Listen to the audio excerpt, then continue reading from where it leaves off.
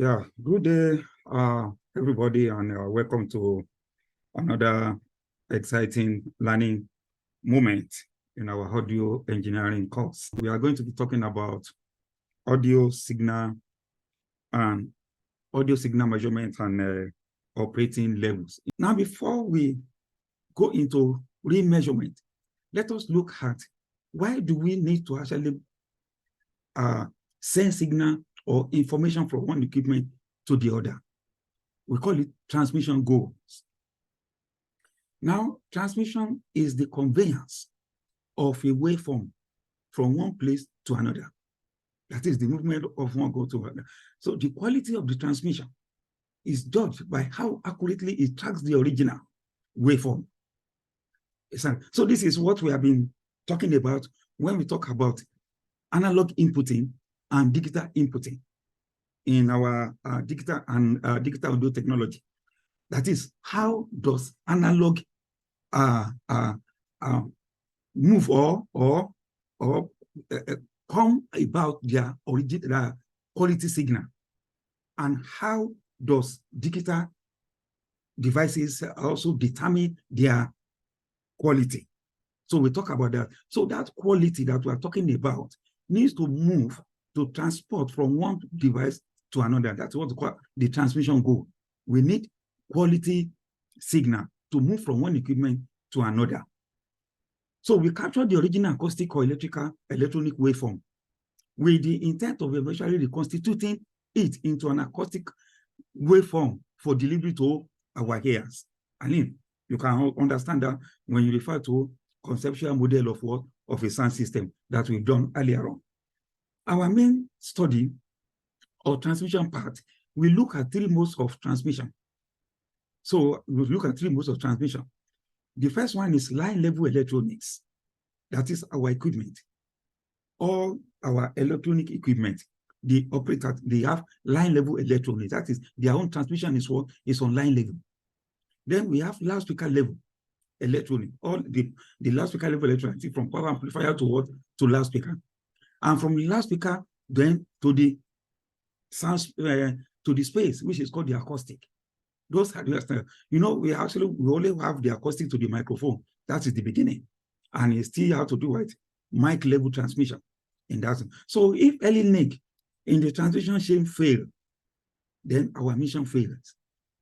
So by far, the most vulnerable link in the chain is the final acoustical journey from the loudspeaker to the listener ear. That is very, very important. That is the final journey of our signal is from the loudspeaker to the listener's ear. So we will begin with a discussion of the properties of transmission that are common to all parts of the signal part.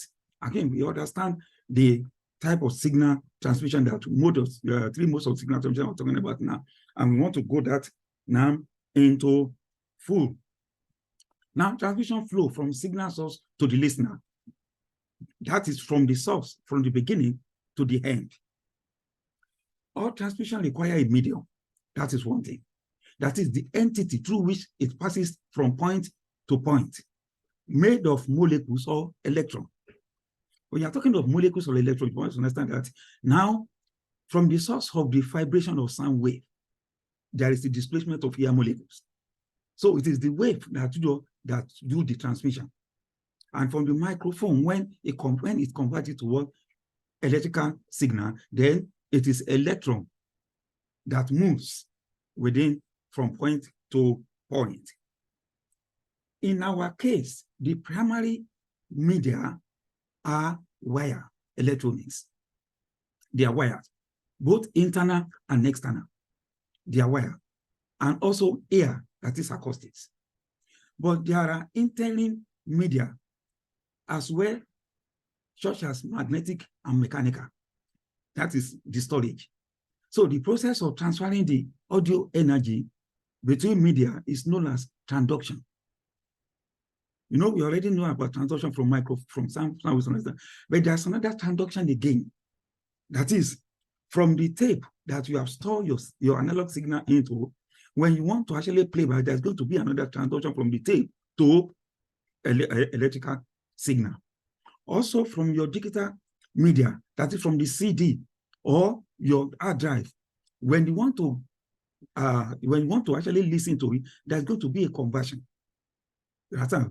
From one media to electrical signal. Then from that electrical signal to what? To sound wave, to the loudspeaker. That is what we call as transduction. Sound can be considered as wave motion in the air or other elastic media. That is sound. In this case, sound acts as a stimulus. I think you will understand that very well. Sound can also be considered as an excitation of the hearing mechanism that result in what? In its perception. So we are just trying to use some professional language now for you to understand what we have learned before. In a sense, because there is no perception if there is no interpretation of what we are hearing. So in this case, sound is a sensation. So this duality of sound is familiar to those interested in in audio production. This is what we need to know very well. You must be very, very interested in this duality of sound. That is, sound acts as a stimulus, and it is considered as an extension of our hearing mechanism that results in its perception. So in that case, sound is a sensation. That is what we are trying to say here. So now, let's look at if we are interested in the physical disturbance of the hearing in the room, that is how sound behaves in the room, that is acoustic.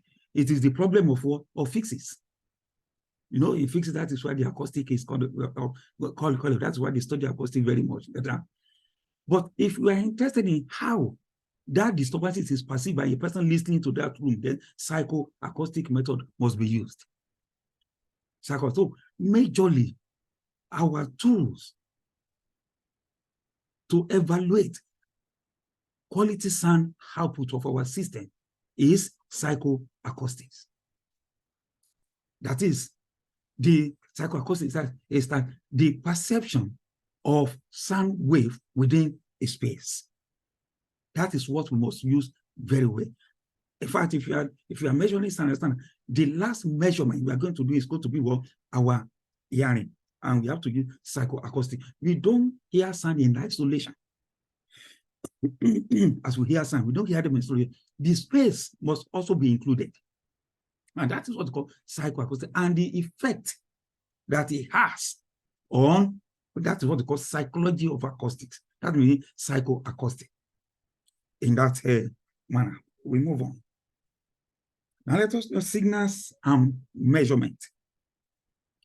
The first thing to understand is what a signal is, at least in what context of making an acoustic measurement, and in which we have already done now. The signal we are interested in are sound captured through a microphone or sound pressure level meter.